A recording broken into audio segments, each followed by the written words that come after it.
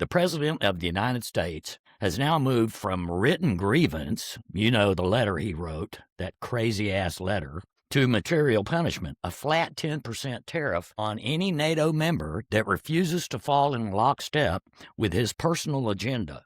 Him wanting Greenland, not congressional authorization, not collective defense policy, loyalty tests backed by economic force. Now, that's not leadership. That's extortion dressed up as strength, or whatever the fuck you want to call it. And the response from NATO leaders wasn't polite concern. It was open rebuke, public resistance, diplomatic damage unfolding in real time. That's right. Now, we're not talking about hypothetical fallout anymore. From a letter that treated peace like a personal favor to tariffs being wielded as punishment against allies who refuse obedience to him to kiss his ring. This is no longer a warning flare. It's a policy choice. Now, let's walk through what changed and why it matters and why this moment may be the one historians circle in red ink, okay? From grievance to enforcement.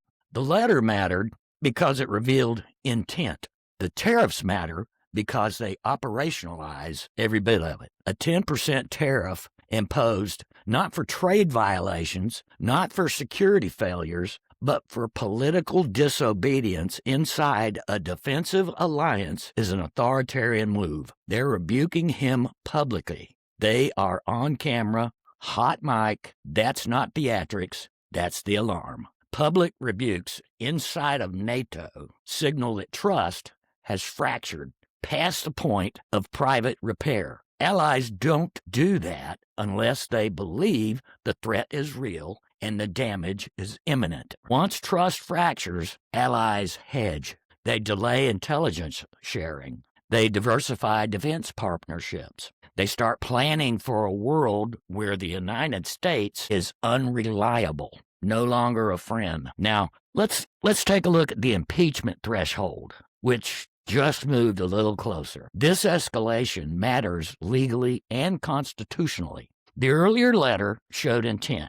The tariffs demonstrate execution. Abuse of power is not measured by how outrageous something sounds. It's measured by whether the office is used to coerce others for personal or political ends. Imposing tariffs on allies for refusing personal allegiance meets that standard cleanly. Congress does not need to speculate anymore. The conduct is ongoing. He just never stops. That dude doesn't know how to fucking stop. People imagine alliance collapse as dramatic. Flags lowered, treaties torn up. Well, that's not how it happens. It happens through erosion. Through moments like this, where allies realize they can no longer rely on American leadership to be predictable, principled, or restrained. Every rebuke from NATO leaders is a crack. Every tariff is a hammer strike. By the time the public notices, the damage is already baked in. Well, let's end where we started, with clarity.